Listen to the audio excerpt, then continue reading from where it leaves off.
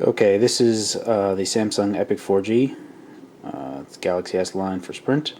They do have an international model, I believe, of this Pro model with the slide-out keyboard. This particular thing, I did a Gamepad mod, so I actually just ripped off some of the keys on the keypad. I'll show you that in a second.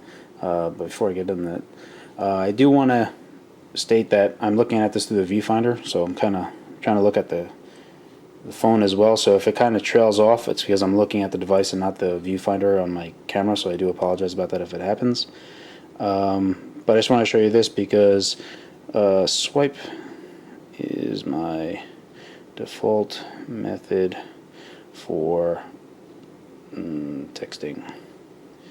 So this is what I use to text. I don't really use the physical keyboard. The reason why I wanted this phone was because when I first saw it, I wanted to make a gamepad out of the keyboard, and not with the game gripper around it, but so let me just show you what it looks like. So right now, this is what it looks like, and this is kind of coming through a little because I've been just using it too much. I removed the back button over here. This is menu. You have home and search. This is the D-pad. The one key I left here because you kind of need that for the system recovery. So this is the D-pad, select, start, space I just had as an open button. Then you have the standard Super Nintendo, Xbox, Dreamcast, PlayStation configuration right here. And then you also have L1, R1, L2, R2. So you have the full 8 buttons for the controller and a D-pad. So there's no analog stick, but obviously I can't mod that onto there. So I'll just show you real quick how well it works. Again, I do apologize if the camera kind of trails off.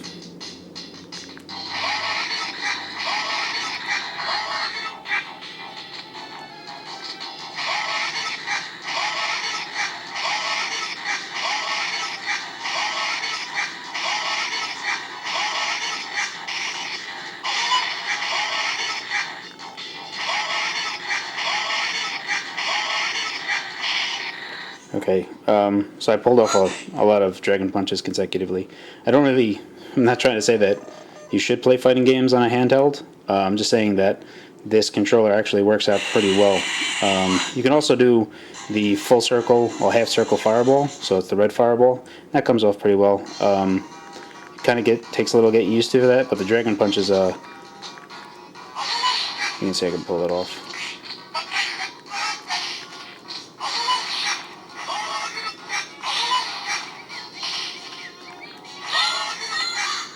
So it works really well for fighting games. So you can I'm just kind of showing you this just because I can finesse the controls really well for that. But it also works really well for when you need to kind of like have twitchy controls, but not so much, special move combo stuff.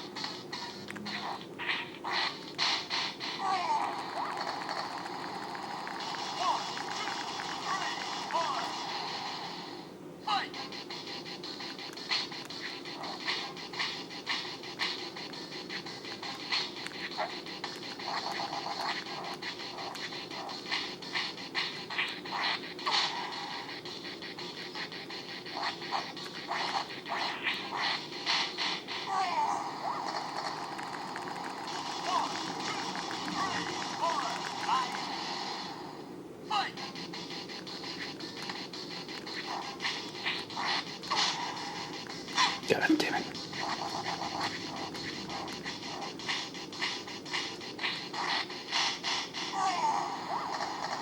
So there's that.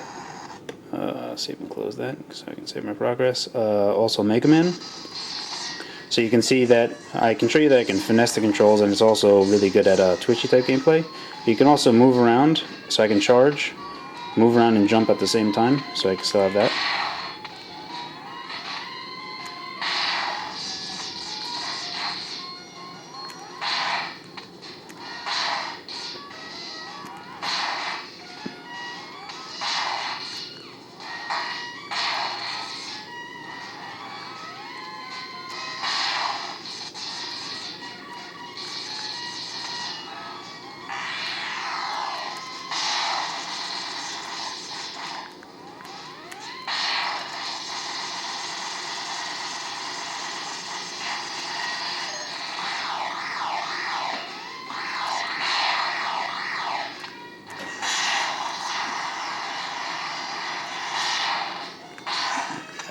that's it. So let me save and close that.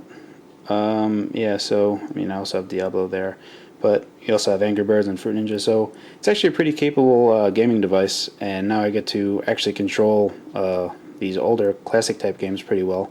And this is a game that I haven't played in a. I've never played it. I've only played the Super Nintendo version, so this is Mother 3, and I'm really looking forward to it. But it works well for this as well. So yeah, that's it. I just want to show you how well it worked, and it works really well, even though it doesn't look fantastic. But it works fantastic. I forgot to mention this before I ended the video showing off the game controls. That I will have the article up showing my thought process about destroying my keyboard and making it into a gamepad, and some pictures that I made of trying to make another gamepad.